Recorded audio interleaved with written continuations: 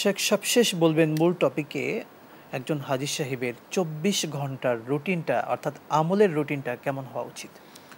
ধন্যবাদ। একজন হাজী সাহেবদের যে আমলটা হওয়া উচিত সেটি হচ্ছে, আমরা বিনয়ের সাথে অনুরোধ করব তাদেরকে যে এই আমলগুলি করার চেষ্টা করবে। সর্বপ্রথম হচ্ছে বায়তুল্লাহতে তাহাজ্জুদ নামাজ হয়। তাহাজ্জুদ নামাজ পড়ার উদ্দেশ্যে ফজরের আগেই উনি চলে যাবেন। দিনটা শুরু করবেন এভাবে, ফজরের আগে উনি চলে যাবেন, যে তাহাজ্জুদ নামাজের পড়ে উনি তাহাজ্জুদ নামাজ পড়ার চেষ্টা করবেন এবং ফজরের সালাত আদায় করবেন। জি। ফজরের সালাত আদায় করে এসে উনি রুমে চলে আসবেন। রুমে এসে উনি একটা বিশ্রাম নিবেন, নাস্তা টাস্তা খেয়ে বিশ্রাম নেবেন। বিশ্রাম নেওয়ার পরে খুব দ্রুত জোহরের নামাজের আজান হয়ে যায়। জোহরের আজানে সেখানে সালাত আদায় করবেন। জোহরের সালাত আদায় করে উনি চলে আসবেন, খাদ্য সামগ্রী গ্রহণ করবেন। একটু রেস্ট নেওয়ার পরেই আসর রক্ত হয়ে যায়।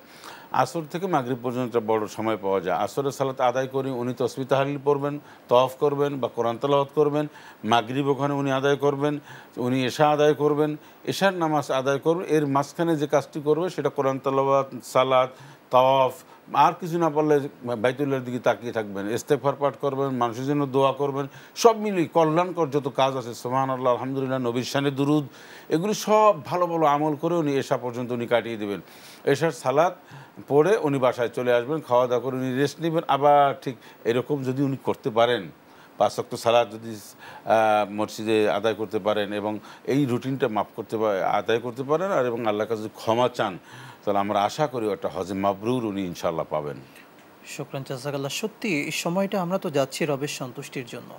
আমরা এই সময়টাকে কাজে লাগিয়ে সত্যি এমন জায়গায় যাচ্ছি, পৃথিবীর সবথেকে দামি জায়গা। যে জায়গাটিতে আল্লাহ সুবহানাহু ওয়া তাআলার সান্নিধ্য পাওয়া সত্যি খুব সহজ। আমি যদি আমার নিজেকে সঁপে দিতে পারি রবের কাছে, চোখের পানি দিয়ে যদি আমি আমাকে বিলিয়ে দিতে পারি রবের কাছে, তাহলেই কিন্তু আল্লাহ তাআলার আমি নৈকট্য লাভ করতে নিঃসন্দেহে। পারি।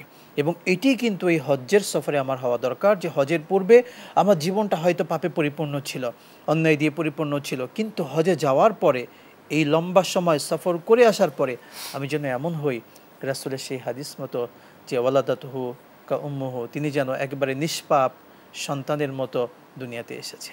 আল্লাহ পাক আমাদেরকে সেভাবে কবুল করুন। আমি শেখ আপনাকে অসংখ্য ধন্যবাদ। বারাকাল্লাহু ফিক। দর্শক, আজকের মতো বিদায় নিচ্ছি। আমরা দোয়া করছি যারা হজের সফরে রওনা হয়েছেন, আল্লাহ পাক প্রত্যেককে হজ্জে মাবরুর দান করুন, আমিন। যারা হজে যেতে পারেনি, আল্লাহ তাআলা আমাদের প্রত্যেককে জীবনে একবার হলেও বাইতুল্লাহ সফরের আল্লাহ পাক সে কবুল করুন, আমিন। আসসালামু আলাইকুম ওয়া রাহমাতুল্লাহি ওয়া বারাকাতুহু।